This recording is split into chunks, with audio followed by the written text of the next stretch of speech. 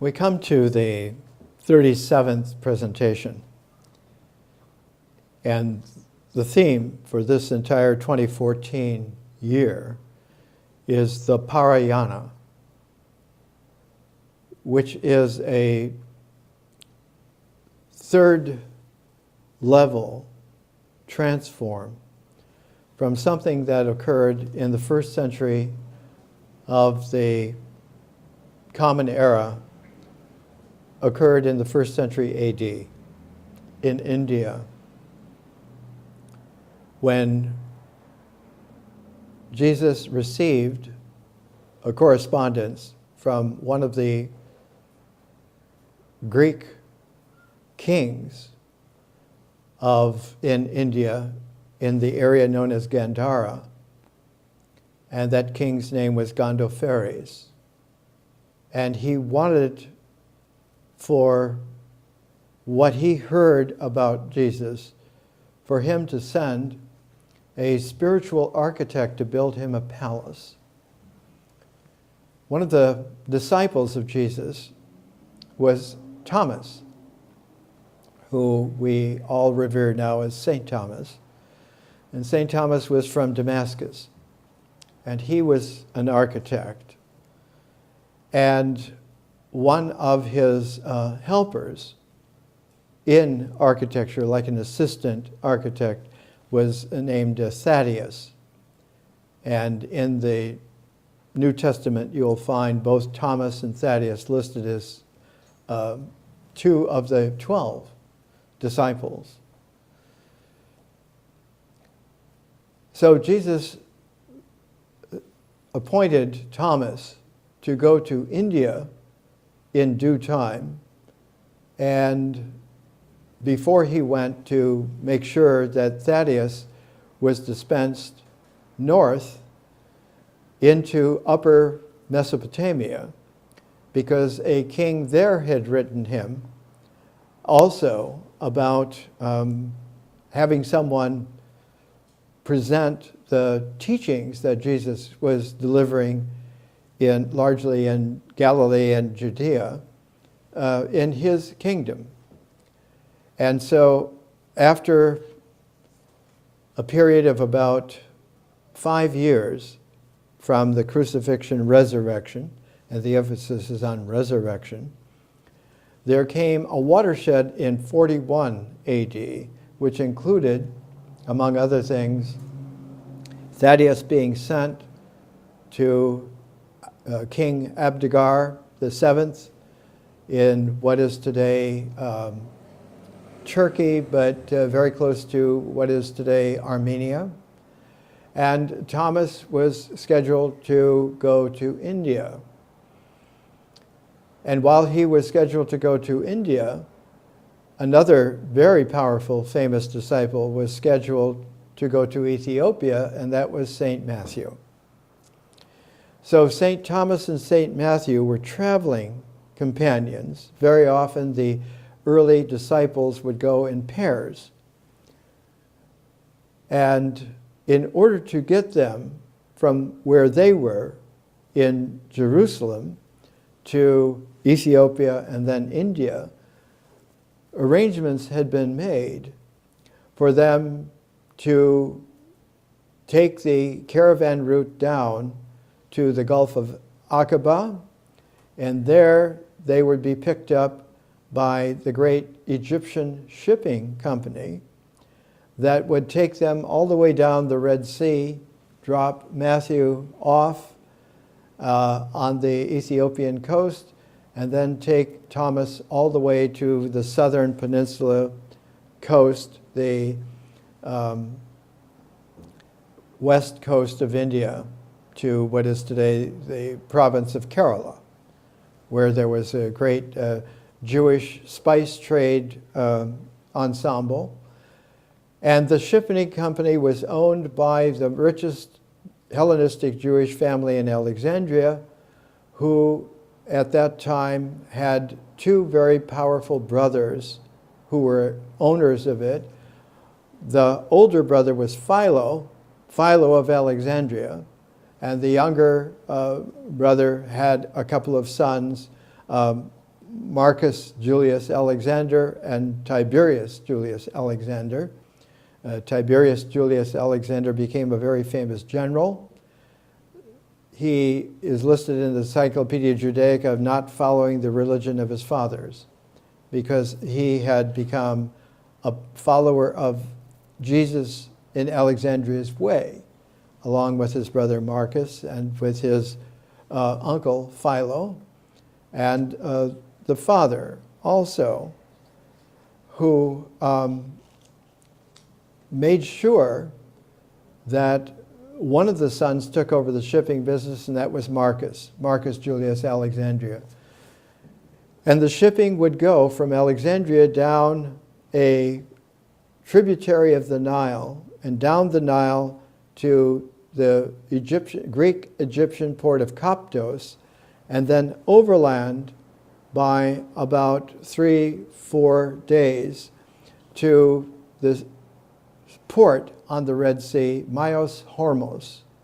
And from Myos Hormos, the shipping company would go all the way down, stopping at various ports like Berenice, which is in between where we would identify it as Sudan and Ethiopia, and then further down to Ethiopian ports that connected with what is today Yemen across the very narrow strait, and that whole district was still called Sheba, the Queen of Sheba. And it happened at that time in early 40 AD. There was a Queen Candace who had her caravan chief converted into being a follower of Jesus' way by the Apostle Philip, who met this caravan head in Judea and found that he could read Hebrew and that he was a descendant of the whole tradition going all the way back to King Solomon and Sheba, and their son, Menelik, who became the first of the whole Ethiopian lineage that lasted into the 20th century. The 276th generation of the patrimony of Solomon and the Queen of Sheba, Menelik, in the 20th century was Haile Selassie. He was the 276th, and the subtitle of the King of Ethiopia, even into the 1930s, 40s, was the Lion of Judah. Menelik is the one who took the Ark of the Covenant from the temple in Jerusalem, because it was his patrimony, because Solomon, meantime, had had many wives, many concubines. There were all sorts of pretend inheritors. And so a duplicate of the Ark of the Covenant had to be made for the temple. The original went to Ethiopia and is still there. It's in Axum, which is a temple, a synagogue, cut into the solid rock. And later on, it was enlarged so that it was now in the shape of a cross to carry the tradition from Solomon to Jesus intact there. On the way, they exchanged gospels that they had just written in 41 AD. And Thomas took the early Gospel of Matthew with him to India, and Matthew kept the early Gospel of Thomas in Ethiopia, so that it eventually, over the centuries, passed into a Coptic Christian translation out of the original Greek. And the original manuscript of Matthew in Greek was in India. And in fact, a copy of the original manuscript was obtained by Pantaeus in about 160 AD. He journeyed from the Alexandria of his day, where they could not find an unedited, untampered with Gospel of Matthew. He went all the way to India and got an original copy and brought it back, and then established the catechetical school in Alexandria. And his first group of students included Clement of Alexandria, and later on Origen, and many other very distinguished persons in the early Christianity. Almost all of them eclipsed when Christianity became a Roman Empire religion, and right away it changed to being the Holy Roman Church rather than being the way of Jesus. At any rate, Thomas, though he landed in the southern part, the tip of India originally, he proceeded by ship along the Malabar coast north all the way to Gandhara, which is in the Indus River landscape, which is today Pakistan. And there Gandharis gave him an enormous sum of money to build him a spiritual church for the new vision of the way, and then went off for a year in military campaigns. And when he came back, there was no church. And so he put Thomas into prison. And then he discovered over the year or so or two that all of the people of Gandhara had morphed, had transformed, and had great veneration for Gandharis, because the way had been taught to them by St. Thomas in such a convincing way that they all made a very healthy kingdom. And so Gandharis had Thomas released from prison because he realized his spiritual church was the people, the population who had been revivified, not only unified, but put into a whole spectrum, and that his kingdom was extremely fine. And so a coin was struck by his minting place. All the Greek kings minted coins, just like Greeks everywhere or Romans everywhere would mint coins. And on the portrait of Gandharis, where the Ajna chakra would be, there is an infinity sign. The eternity of the infinite word. In my plates volume of Jesus in Alexandria, the second volume, there I have a blow-up of that coin. And I found in a study of Mithraic coins done in about 100 years ago by a French savant named Cumin, and one of those coins has, in a worn way, a portrait of the standing St. Thomas with a radiance for a halo and teaching. And it was mistaken by Cumin and mistaken by those who had delivered it to him that this was Mithraic, when actually it really is not Mithras, it is St. Thomas teaching.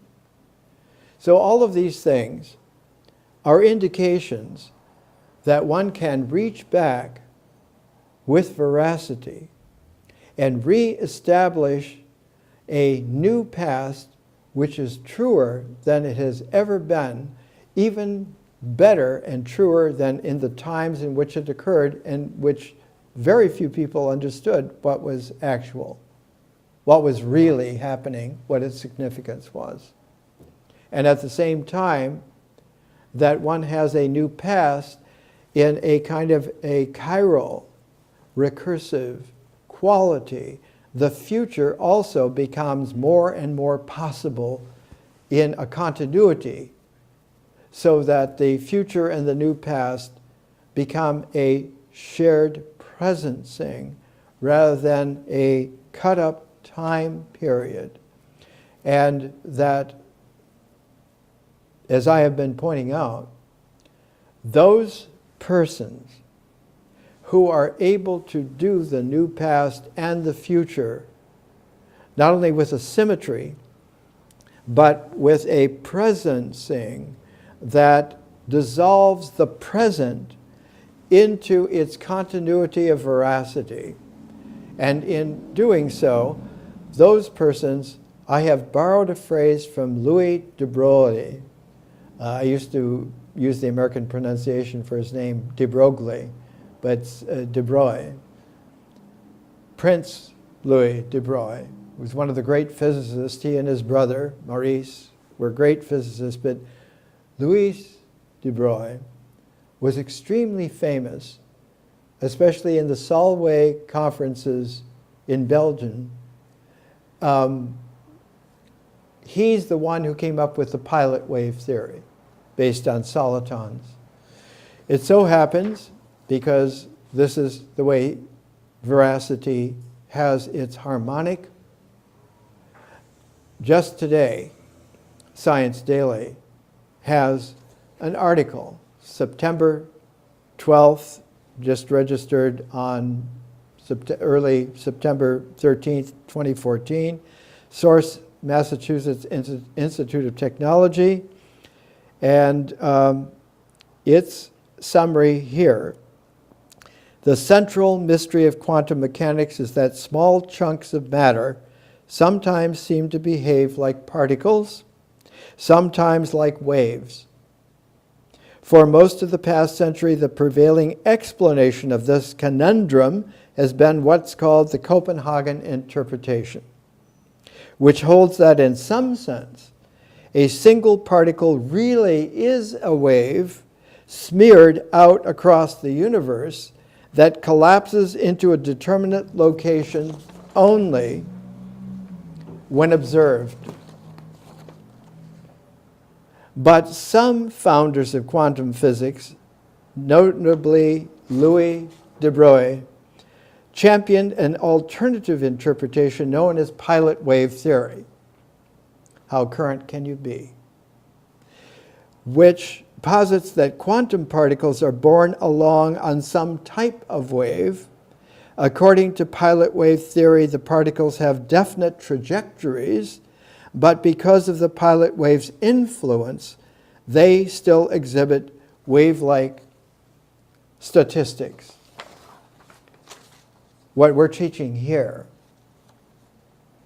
is up-to-date physics, is up-to-date cosmology, is updated everything in terms of a mature civilization. The gist of this would be best stated by me. This phenomenality of the particle within a quantum wave uncertainty occurs as phenomenal in space-time to consciousness. It isn't just observation, but it is the field of differential consciousness that comes into play as a dimension, a fifth dimension, that not only allows for the pilot wave person to understand that they are now seeing a phenomenal particle to any degree of specificity whatsoever, but at the same time, in a symmetrical complementarity, they understand that this is a wave as well. And that the pilot wave theory, the way that we're understanding it in profound depth and recalibration, that's the right word for it, not just revolution, but recalibration, much stronger than revolution. There are always counter-revolutions. A recalibration allows for the accuracy to be as minute or as expanded as one would like, including down to and in zero, and up to including into infinity. And that the arbiter as a threshold between these two fields is a phenomenal idea known as one, the number one, or the singleness of numeracy, or the singularity of a universe, of a one verse, a one place. And it is this quality of being a pilot wave person that enables there to be a recalibration of education to learning. That an education is an integral only, truncated partiality, and that learning is a conduit that is able to have its flow into further dimensions. The first further dimension is the ability to vision, not daydream, not project, but to envision.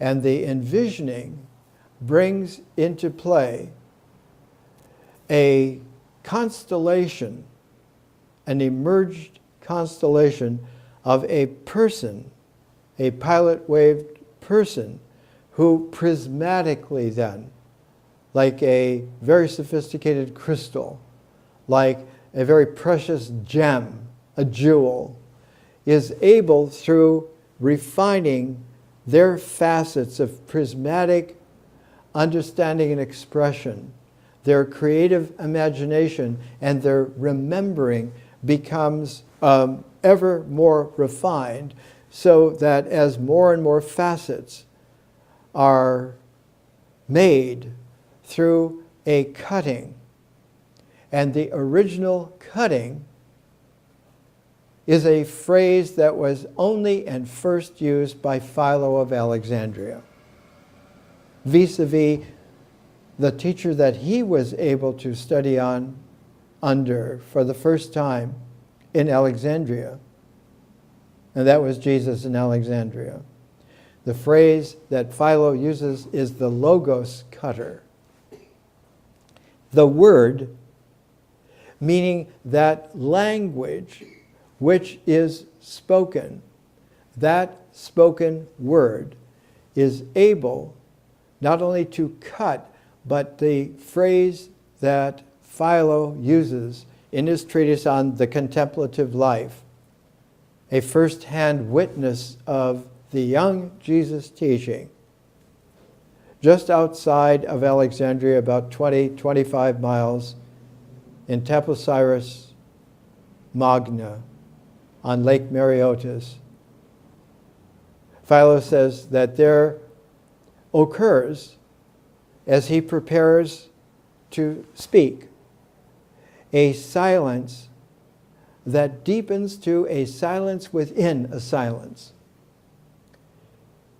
And in that silence within a silence, what he speaks, his words, his oral language, the word does the cutting. It is the logos cutter. And the teaching is not a teaching in education. It is a refinement of learning. And so this refinement continually refines, so that the person, instead of being just ultimately an individual, becomes more and more faceted and becomes prismatic, jewel-like, so that the entire spectrum of possibility in the universe is available to them. Instead of just having an Aristotelian physics, one now has a transformed to a different kind of a physics. Popularly, the Aristotelians used to call it a metaphysics. But it isn't a metaphysics. It is, in fact, a refined, we would call it now a quantum, not a quantum mechanics so much, but a quantum wisdom complementarity that allows for us more and more facets, so that we have now qualities coming out in publications. The latest issue of Nature, the international science journal for over 130 years, has a cover story now of Laniakea. Laniakea is the new cosmology, that our Milky Way galaxy is an almost tiny dot on this middle protrusion from this wonderful shape that looks very much like the kind of windswept clouds that were considered angelic beings. This angelic being is 500 million light years across. And as we talked about last week, has a complement, has a twin that's called the Perseus Pisces supergalactic cluster, and the two of them together are 1 billion light years across. That in the new cosmos now, because we can measure millions of stars' dynamics, their movement within a superior astrophysical kind of super duper spectrographic computation and understanding, we can understand that this is altogether but a corner of the known universe.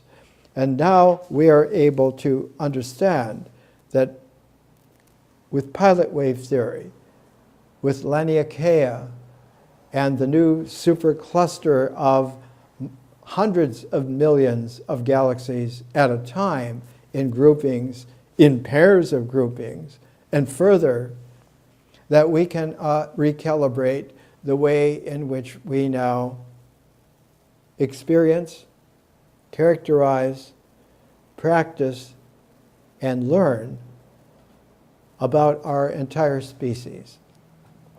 And this new refinement that continues, that Logos cutter, which in India became the Vajra Chadika, the jewel cutter, and that cutting the jewel of the person to refinement was the way in which the diamond way led to a development of the great way, the Mahayana, into the beginnings of the Vajrayana. And the very first threshold of that we can date as in our calendar numbering, 868 AD in China. That is the date of the first printed book in the world. Not just a written language book in an alphabet, but the first book ever printed. The Vajracchedika Sutra is the watershed where the Mahayana morphs into the Vajrayana, into the diamond way. And that diamond way began to bear fruit because those who were able to understand the Vajracchedika Sutra also had kept for many hundreds of years a small outrigger like a pilot light of the Vajracchedika, and that was the Heart Sutra, the Hridaya Sutra. Hri, heart, Daya, the refining heart, the compassionate heart. And the Heart Sutra has as its thematic refrain all the way through in Sanskrit, Gati, Gati, Paragati, Bodhisvaha. Svaha is like an interjection of behold. Gone, gone, completely gone. enlightenment, behold. In the Vajrachandika, it has a Homeric structure, very much like the Iliad, or some of the other compositions of classical Greek, where the beginning and the end make a grand symmetry. And as one moves from the beginning into it, one could recursively move from the end back into it, and they form with parentheses within parentheses, like old Russian dolls used to be. Or if you're born like me in the 1940s, the schmoes used to fit one into another from little Abner cartoons. So that at the very center of the Vajrachandika, like at the very center of the Iliad, is the event that starts, the pebble in the pond, all of these ripples, that the beginning and the end, so-called, were the same. Jesus said of himself quite clearly, I am the Alpha and the Omega. I'm the beginning and the end. That this entire harmonic has a source, has a pilot source, an axial pilot source. And I am that person. So that the pilot wave persons have this quality of being able to enter into a dimensional scalar of reality that is large enough to be able to behold Laniakeas, to be able to behold again, revisiting pilot wave theory in mid-September 2014. All of this needs to be learnable for civilization to continue.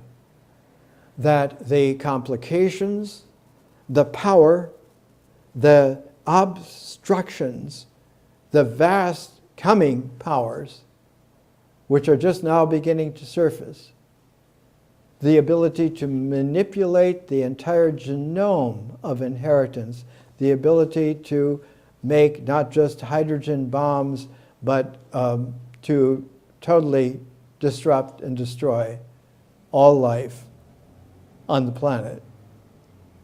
All of this cannot be curtailed by any persons, any group, any power, any source of ideology whatsoever within that collapsing structure, because structures in civilization, unlike the shapes of culture, culture is based on nature, but civilizations are based on the development of the arts and the sciences, on these further dimensions. And when they are in jeopardy and collapsible, the collapse is so huge, it's like the Twin Towers in New York City with 9/11, that the very weight of their collapse collapses all the way down to the ground and leaves but just shards in the ground. It goes back to the last stable place before the collapse.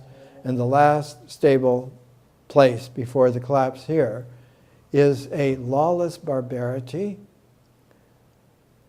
that makes a dystopia look like a trip to Knott's Berry Farm. There is no way that this does not happen without the learning and the refinement, the double refinement. The coming into vision to make the art of being a person, the coming further into history to make the science refine so that it becomes real. So that the person and the cosmos are intimately related. This is why learning now has to receive all of the endeavor that education up until 2014 has claimed for itself. erroneously. Because in going back into the past, it becomes apparent to someone who is able to see on these large scalars that the time forms of civilization have a geometry. One of the most puzzling of all of the sayings of Pythagoras is that geometry is history. The Greek phrase was ipsa dixit, he said it. The reported sayings of Pythagoras, like St. Thomas's logoi of the living Jesus, he said this. This is what he said in 114 logoi. It is a quality that is able to have been understood poignantly at high points in the frequency wave of civilization that takes about 2,000 years for it to run its signature cycle. And in the middle of that is the millennium, and in the middle of the millennium is what used to be called the age of the phoenix, every 500 years. And because it begins with a downward thrust to a trough that then rises back to the beginning horizon, which is the millennium, and then crests, so that the crest and the troughs are symmetrical. The 500 years before the millennium, the 500 years after the millennium, have a curious kind of a quality. We call that crest a renaissance.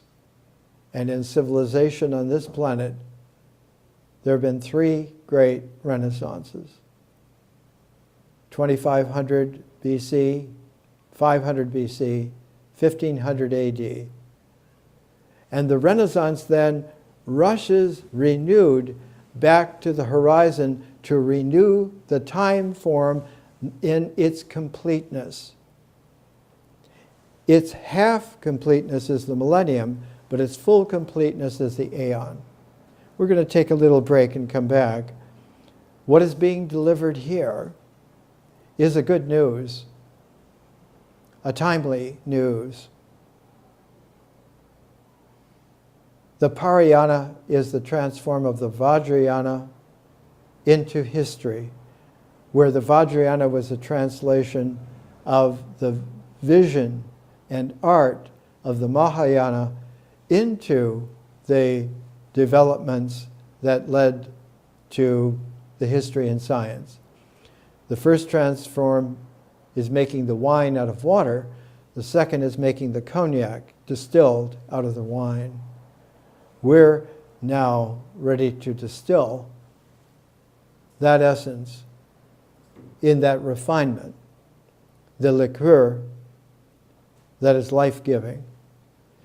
Let's take a little break.